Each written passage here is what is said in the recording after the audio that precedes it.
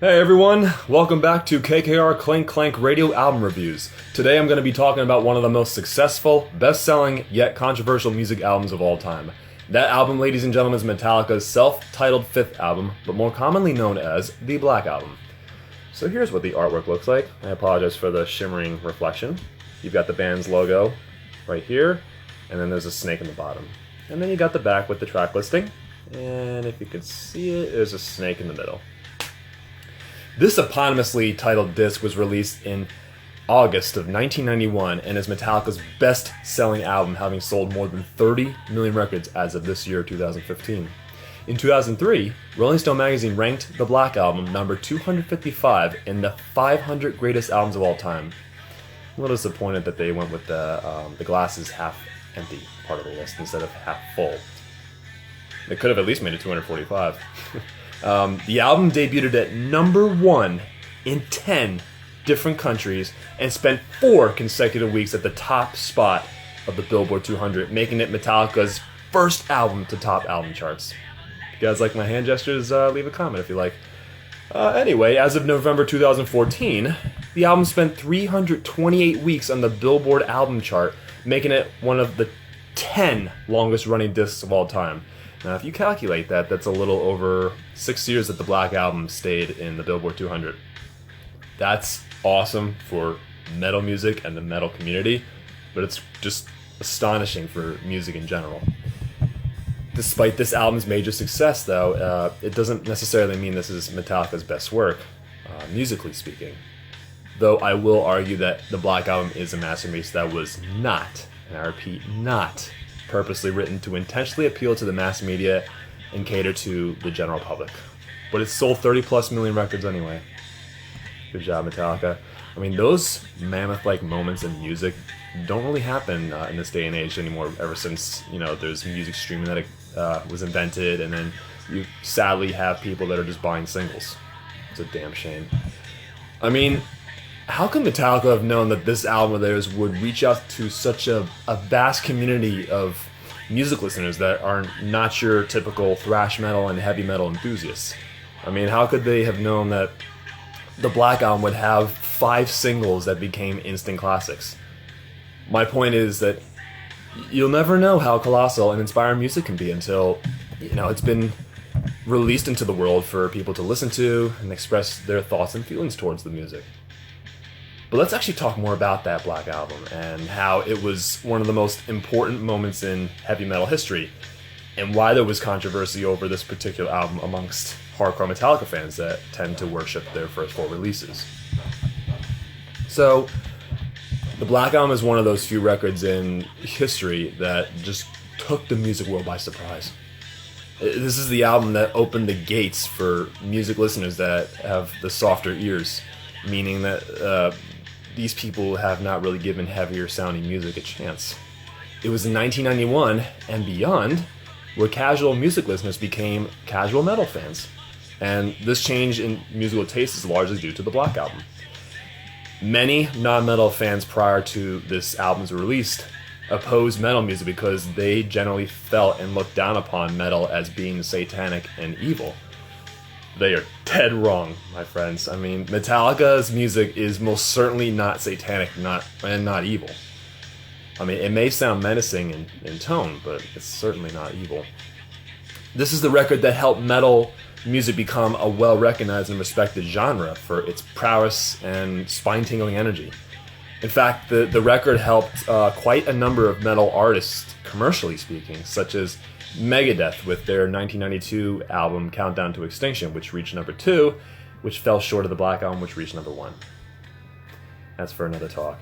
And then there's Pantera's biggest album, Vulgar Display of Power, and it even helped Iron Maiden with their release, Fear of the Dark, both of which came out in 1992. So, in the face of global success and the major musical inspiration that the album had, how was the Black Album a controversial record? So, this is what I think. I mean, after hardcore Metallica fans had heard the Black Album, they felt very unsettled with the music because this album, unlike the other 4, and Death Magnetic, it contains songs that are tighter and less complex in structure. To them, this experience was just very, very unorthodox. The first 4 albums, you've got Kill 'Em All, Ride the Lightning, Master of Puppets, and Justice for All, and there's also, of course, their latest release, Death Magnetic, are the band's thrash metal music. And this is the music that is more aggressive and written at these blitzkrieg speeds, and there's always these change in tempos and some time signatures. That gives the music greater complexity in musical composition, and there was this more complicated and more complex lyricism. On the other hand, the Black Album sounds more streamlined, where the songs have simpler groove-like rhythms, and some of which sound experimental. For instance, there are 2 softer power ballads on this album that really pissed off hardcore Metallica fans. These hardcore fans were very disappointed with this major change of musical pace, and they felt mortified thinking that Metallica have, sobered up. There's been the running joke back in the day where Metallica would have the nickname Alcoholica because they would go on these drinking rants and do those kind of things after shows. So Metallica went to this musical direction to expand their sound, and they wouldn't have been able to accomplish this merit of success and expansiveness if the band didn't hire producer Bob Rock, who was pretty much the eyes and ears of the production. Many hardcore fans argue that Metallica have sold out with the Black Album, and they say it's the bridge between Metallica's greater music and then their supposed downfall in terms of musical expression and quality. Again, this is a harsh opinion that's been abusively used on the internet for decades, and it's been against fans like myself that enjoy this album and their other albums preceding that. So there's Load and Reload, and then Death Magnetic's been getting some mixed reviews, and still does. It's really unnecessary. I mean, some people just need to grow up and get their head out of asses. I mean, come on. An opinion is an opinion. It's neither right nor wrong. I think people should just start respecting other people's opinions, not being passive-aggressive about it. I mean, I can be once in a while, but I try. That's what you should do. So, I'm going to show you the album artwork once more. This simply dark, foreshadowing imagery of the album art represents what the music of the Black Album is all about. Main songwriter and lyricist James Hetfield mentioned that the artwork was purposely designed to not be distracting nor appealing because the band wanted fans and new listeners to, pay more attention to the music. So I'm going to summarize the music of the album and then talk a little bit about each song, just to give you an idea what we're working with here. Unlike Metallica's thrash metal discography that has songs clocking in over 5 to 6 minutes in duration, some of which can go into 7 to even 10 minutes, a little under 10 minutes actually, the Black Album has a majority of the songs that just cut to the chase, and that's what the general public really liked about that. And songs average at like 4 minutes, though there are 4 out of the 12 tracks that are in the 6-minute range. This album has the best sounding tone due to the utmost production quality, thanks to Bob Rock, and it's just balls to the wall heavy ass tone regarding all the instruments. Lyrically, though, this is Metallica's darkest and most personal record. The album opens up with the hard-hitting mid-tempo anthem Enter Sandman, which is Metallica's most well-recognized song, and almost everybody knows about that. And this deals with fears and nightmares. And then we have an even heavier track. Actually, it's one of Metallica's heaviest and brooding songs that they ever wrote. It's the slow-burning Sad But True that was inspired by the 1978 Anthony Hopkins film Magic, which is about a ventriloquist who is controlled by his evil puppet. Then we have Holier Than Thou, which takes a musical left turn, spicing up the tempo and boosting the aggression in the guitars and bass and drums. This song is about self-righteous people and how they feel obligated to force their beliefs and principles on those with different ones. Next, we hit the first of 2 power ballads, The Unforgiven. And this one holds a deep and solemn story that digs into James Hetfield's tumultuous childhood, where his parents place conformity of religion on him, and he talks about how he regrets not following his own path in life, which he eventually did by being in this band. The 5th track is the one song on this album that has this really cool, exotic, oriental sounding introduction that just builds up into this giant monster of a song. That's called Wherever I May Roam, and this is about life on the road away from home and the hardships of being in a successful band like Metallica on these long-lasting tours. Next, there is the lyrically jingoistic song called Don't Tread on Me, which was inspired by the Gadsden flag. This is that yellow flag with a rattlesnake and the motto, "Don't tread on me," underneath it. This saying originated during the American Revolution, which, heavily inspired patriotism, and it continues to do so in the present time. Then we have the 7th track, which is one of my all-time favorite Metallica songs because of its really fast-paced staccato rhythm and the pulsating energy that it has in the vocals. And of course, you've got these really neat philosophical lyrics. Through the Never was actually written when James went through traditional stages of grief, the 7 stages of grief in psychology, after his mother's passing. It talks about mankind's quest to gain all the knowledge of the universe and how we as a species must do what it takes to survive in this world. Then we got the 2nd power ballad, though I call it a ballad because it's not as heavy and intense. Nothing Else Matters. This is Metallica's most heartfelt and supple song to date. The band dedicates the song to their fans, and I think the song reflects on relationships with close people, whether they be a significant other, family, or friends. Every time I hear this one, I become really teary-eyed because it's a very uplifting song. And I was in a dark place at a dark time when I heard it, and that changed my outlook. Anyway, next we have Of Wolf and Man, which is about the relationship between humans and nature. It's like the song is almost talking about like how we are compared to werewolves because we can be wild and tame depending on our state of emotions, or because werewolves become these wild creatures at night and they're tame during the day. It could be like us, nightlife.